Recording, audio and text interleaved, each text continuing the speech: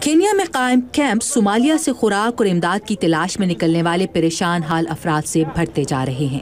شدید خشک سالی سے متاثرہ علاقوں میں شمالی کینیا بھی شامل ہے، جہاں یہ عمر رسیدہ جوڑا بمشکل زندہ ہے۔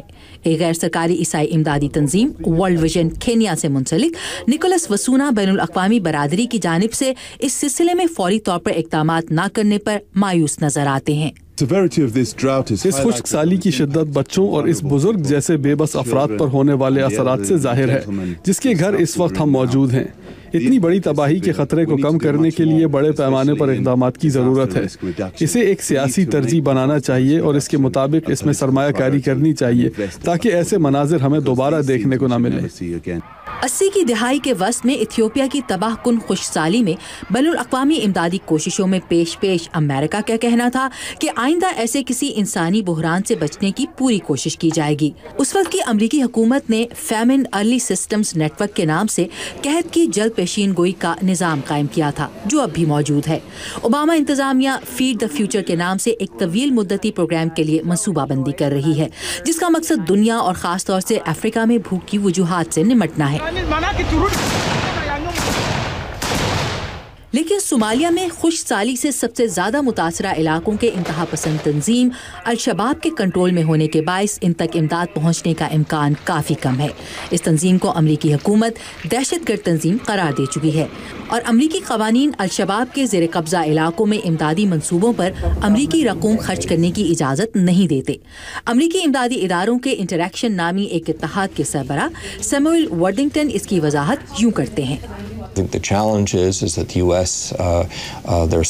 مسئلہ یہ ہے کہ امریکہ کے اس خطے میں دہشت گردی کے خلاف مہم کو بہت سے سیاسی چیلنجز درپیش ہیں، جن کے باعث امریکہ الشباب کے ساتھ کام نہیں کر سکتا۔ کچھ امدادی کارکنوں کے مطابق الشباب کے زیر قبضہ علاقوں میں جانیں بچانے کے لیے امریکی حکومت کے قوانین میں کچھ نرمی کی جانی چاہیے۔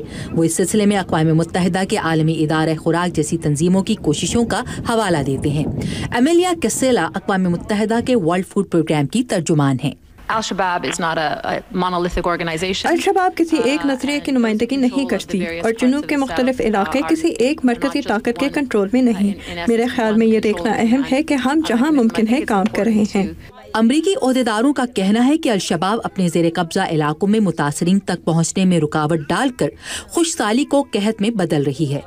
USAID سے منسلک جان براؤز امریکہ کے خشک سالی کے ارلی وارننگ سسٹم کا دفاع کرتے ہیں۔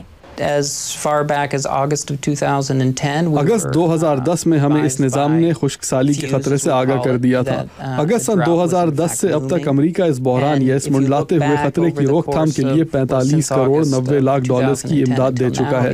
لہٰذا ایسا نہیں کہ امریکہ کو ابھی اس خطرے کا علم ہوا ہو۔ ہم اس خطے کی ضروریات کو پورا کرنے کی کوششوں میں گزشتہ سال اور اس سے بھی پہلے سے بھرپور طریقے سے شامل رہے ہیں۔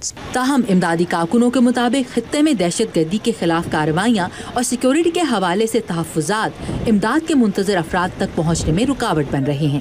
ان کا کہنا ہے کہ اس وقت جاری طویل المدتی زرعی منصوبے اور ماحولیاتی تبدیلیوں کے بارے میں بروقت آگاہ کرنے کا نظام بھی غیر مؤثر ثابت ہو چکے ہیں۔